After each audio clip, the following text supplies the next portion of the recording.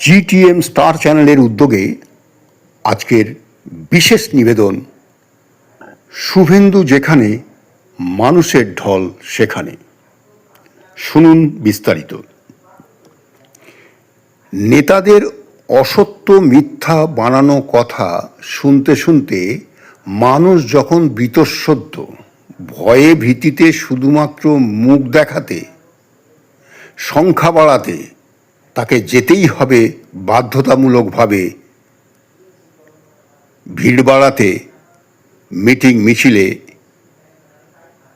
এইভাবে ধরে বেঁধে যখন মিটিং মিছিলে লোক জড়ো করতে হচ্ছে রাজনৈতিক নেতাদের, তখন শুভেন্দু অধিকারী রাজ্যের বিরোধী দলনেতা সমগ্র বাংলার গ্রাম থেকে শহর, মধ্যবঙ্গ থেকে দক্ষিণবঙ্গ, উত্তরবঙ্গ যেখানেই যাচ্ছেন মানুষের ঢল নামছে তাকে দেখতে, তার কথা শুনতে।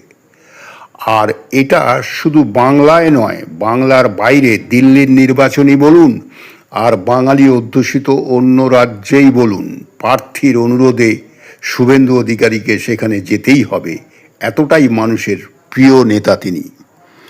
তার একটাই কারণ, রাজনীতি তার নেশা, পেশা নয়। অবস্থাপন্ন ধনী বাড়ির ছেলে হয়েও রাজ ঐশ্বর্য ছেড়ে সারা জীবন দেশের মানুষের জন্য অকৃতদার থেকে গরিব মানুষের সেবায় রোদ ঝড় জল সমস্ত দুর্যোগ উপেক্ষা করে নিজের জীবনের বাজি রেখে দিনে 20 ঘন্টা পরিশ্রম করা নেতা বাংলা তো দূরের কথা, সারা দেশে বিরল। তাই তো মানুষ বলছে, শুভেন্দু যেখানে মানুষের ঢল সেখানে। একটা সাবস্ক্রাইব আর লাইক করার বিশেষ অনুরোধ রইল সকলের কাছে। ধন্যবাদ।